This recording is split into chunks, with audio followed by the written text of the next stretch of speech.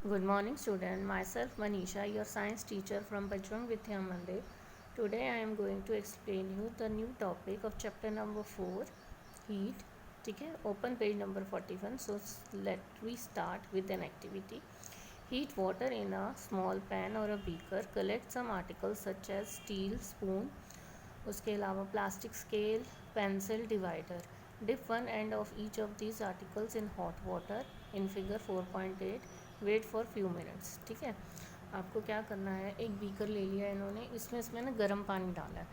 गर्म पानी के अंदर हमें सारी की सारी चीज़ें डिप करनी है. जैसे कि आपका एक स्टील का स्पून ले सकते हैं आप, प्लास्टिक का स्केल दे रखा है, एक जैसे दे रखा है, पेंसिल डाल रखी है और डिवाइडर डाल रखा है. एक साइड डिप करेंगे और एक ऊपर की साइड उसको होगा और उसको कुछ मिनट के लिए आपको डिप करके रखना है. ठीक है, touch the other and, enter your observation in table 4.3. आपको टच करना है दूसरे छोर को. जैसे इस पे है, ये पानी में डिप है, इस छोर को जो है टच करना है.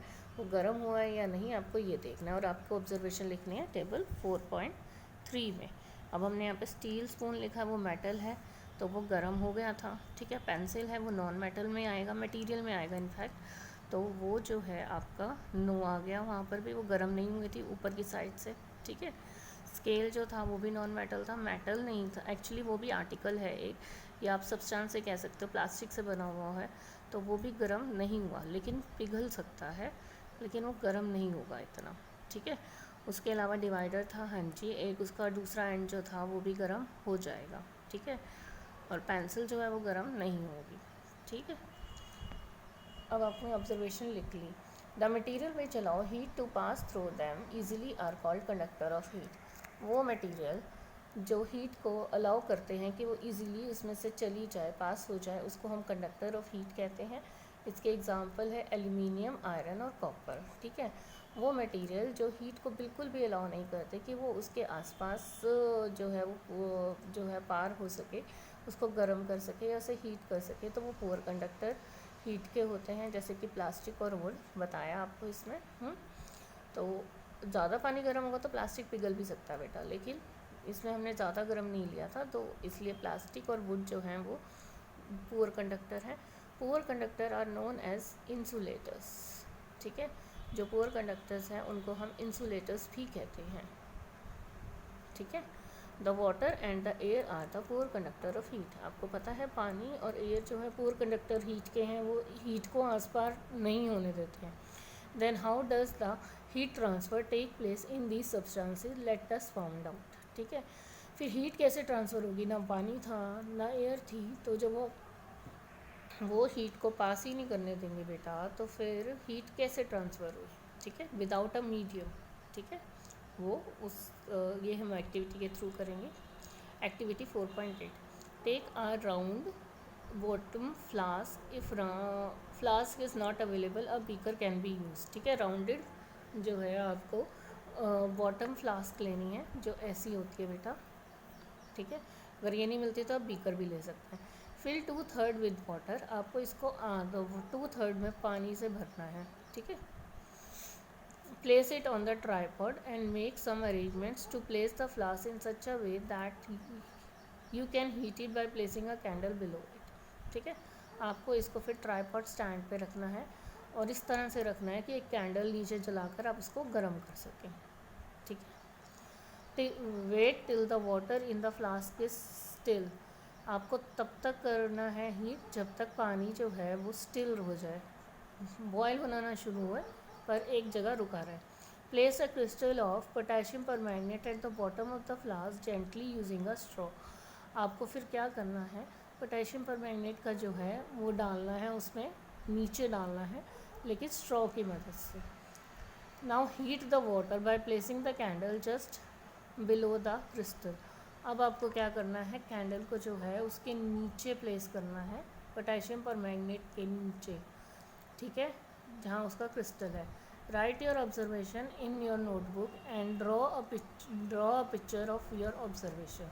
उससे क्या होगा बेटा, पानी गर्म हुआ या नहीं हुआ, पोटेशियम परमैंगनेट गर्म हुआ कि नहीं हुआ वो देखना है.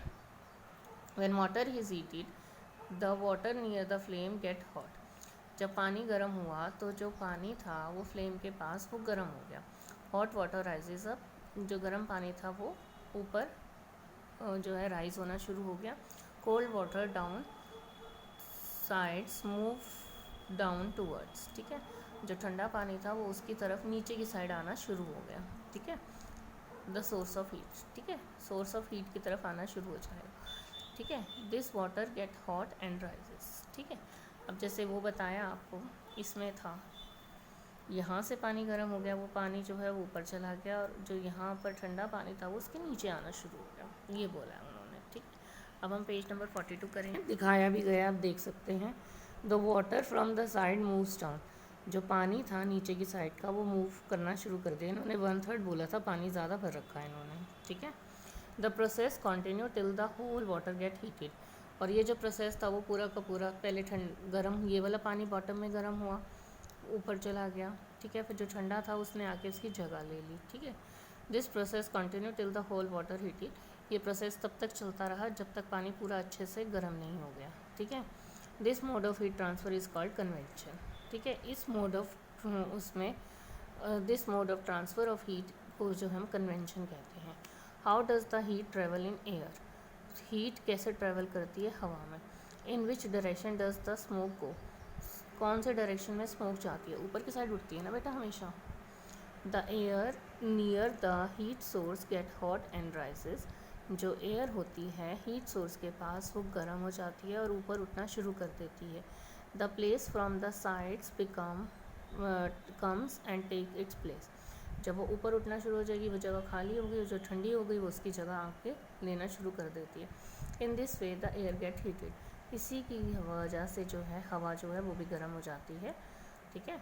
The following activity confirms the idea, जो फॉलोइंग एक्टिविटी है वो कन्फर्म करेगी इस आइडिया को, तो हम ये एक्टिविटी करेंगे।